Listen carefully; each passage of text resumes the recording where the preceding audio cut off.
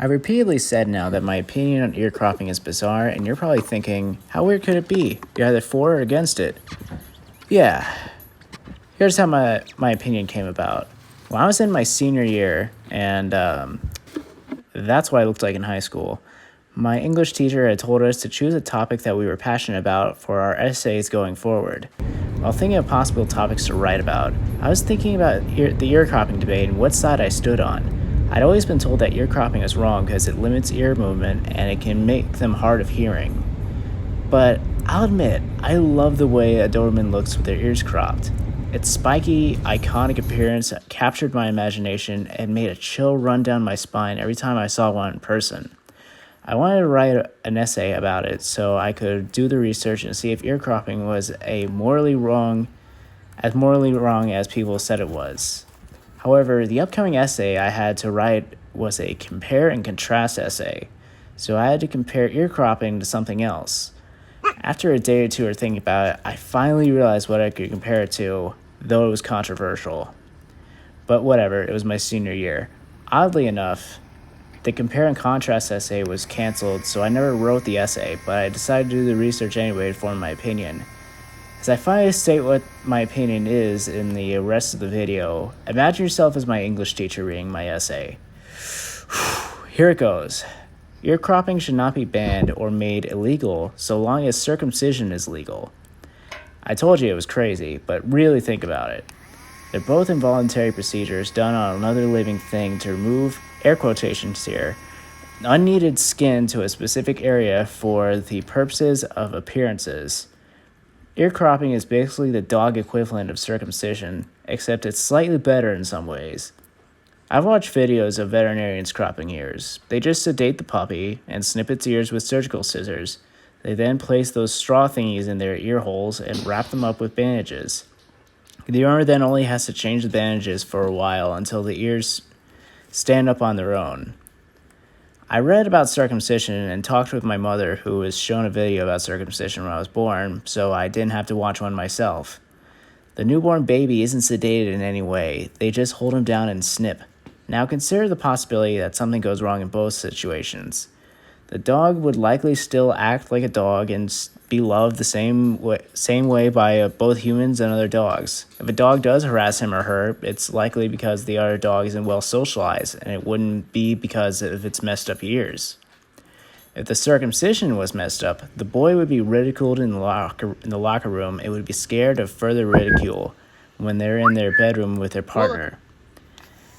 I know circumcision is largely practiced by religious groups, and I'm not saying they're wrong to practice their beliefs. I could argue that it's the tradition of certain breeds to be shown with their ears cropped, and tradition is almost as strong as a reason as religion. Millions of people in the United States, however, are circumcised despite not being a part of these religious groups. The reason is that John Harvey Kellogg, the creator of cornflakes, launched a campaign to have parents circumcise their babies in order to stop masturbation. Of course, it didn't work.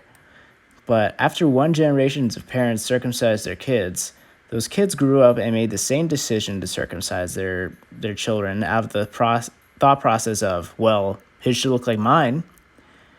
After enough generations, it was eventually completely forgotten why circumcision had become popularized in America. And yes, that's completely true. It was on Adam Ruins Everything. Another point I'd like to bring up about ear cropping is that it can prevent the dog from harming itself. I once saw a video about a man who raised Doberman pinschers for personal protection. He attempted to keep his dog's ears uncropped because of that, he had to take his dog to the vet constantly. When his Doberman went to bite the sleeve, the tip of its ears would get caught between its teeth and the sleeve. It ended up being more cruel to leave its ears uncropped. And you could argue that he didn't have to work his Doberman, but personal protection is a reason for that breed's existence. Doberman pinschers are supposedly the first breed to have been bred with the intent purpose of personal protection. German Shepherds and Belgian Malinois were originally herders, Cane Corso were farm dogs, and Rottweilers had driven cattle. I'll also quickly talk about tail docking because people tend to link the two together. If the dog is doing a job where its tail might be injured, such as herding cattle, then it's okay to dock the tail. If the dog is a family companion, then it's okay so long as its breed doesn't have a ridiculously huge tail. Here's a story. When my mother was about 9 years old, she had a black Great Dane named Marmaduke. One day, she and my grandmother were bringing in the groceries, and Marmaduke was extremely excited to see them return, and he wagged his tail. He was smacking his tail so hard against the kitchen cabinets that he broke his tail and blood was going all over the kitchen. What made it more horrifying is that he either had an extremely high tolerance to pain or he was in shock and didn't realize his tail was broken, so he just kept smacking against the cabinets. Marmaduke had to get his tail docked for his own good. So I've made a lot of points that I would have put in my essay, and I'm sure you guys don't want me to talk about circumcision anymore, so I'll bring it to a close. I will quickly tell one more story. I had this debate about ear cropping about 5 times with people online, and normally when I say that it shouldn't be banned because circumcision is legal, they say, interesting point, never thought of it that way. But one time, a friend on Facebook had started a debate about ear cropping, and when I commented about ear cropping and circumcision, I started a debate about circumcision within a debate about ear cropping. Some people kept bringing up the points I made, and others, including the person who had started the debate, were saying, I don't know what the fuck they're talking about, but I'm going to stay out of it. Anyway, what are your thoughts? Would I have gotten sent to the principal's office had I wrote about this? Have I opened your eyes? Are you scarred for life? I'll probably make it the other 2 discussion videos, and I promise they won't be nearly as crazy as this one.